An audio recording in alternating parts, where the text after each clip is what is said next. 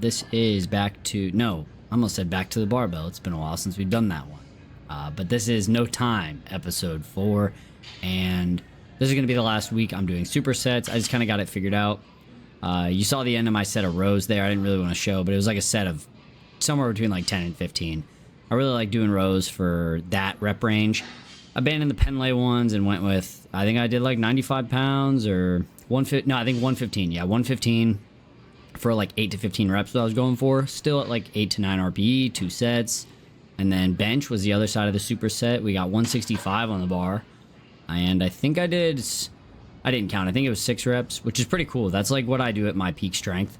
So my base level of strength is much higher. Once I start powerlifting over the winter, it's going to be fantastic. And then it was a PR set of overhead press. It was 10, I think I ended up doing with 90 pounds, which is pretty dope. And then pull-ups here, similar. It's not a PR or anything, but I can do, this is like a set of 10 as well. I consistently do 10, which is dope. And then rows, this is the next week. I didn't record RDLs on that first day, but that was the other superset. So it was barbell row, and then bench, and then squat and overhead press, and then pull-ups and RDLs. You can see there's kind of some shared equipment there and stuff like that, and antagonistic muscles. It helps a lot. The only little bit of overlap is probably RDL and pull-up, but it doesn't really seem to interfere as far as fatigue goes and stuff.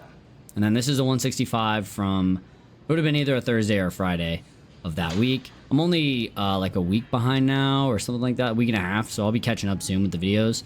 And then these extra deep squats, still getting around 7 reps, which is pretty cool with, I think this is 155 on the bar. It's really hard to figure out with the plate math. Like I said, for efficiency, I've been just trying to keep the weights similar between my wife and I so we can share racks, share barbells, share plates. So I just do some weird plate math and make it work. But getting really deep squats like this is dope. If you guys haven't tried it, it feels good, like psychologically. It's probably good for my mobility and stuff too, but yeah. This is it though for all of this stuff.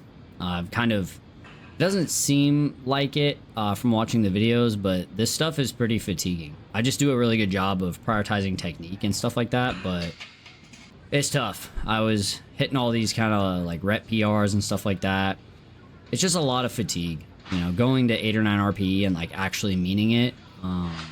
With all compound movements just puts a lot of stress on my body, my mind, and you know, my back is still kind of recovering a little bit, so I get a little bit of I don't get pain or anything. I get a little weird like mid-back pain just kind of through my daily life, which is mildly alarming, but not really. Like all I have to do is brace properly and it goes away. But yeah, another set of 10 there for overhead press with that weight is crazy.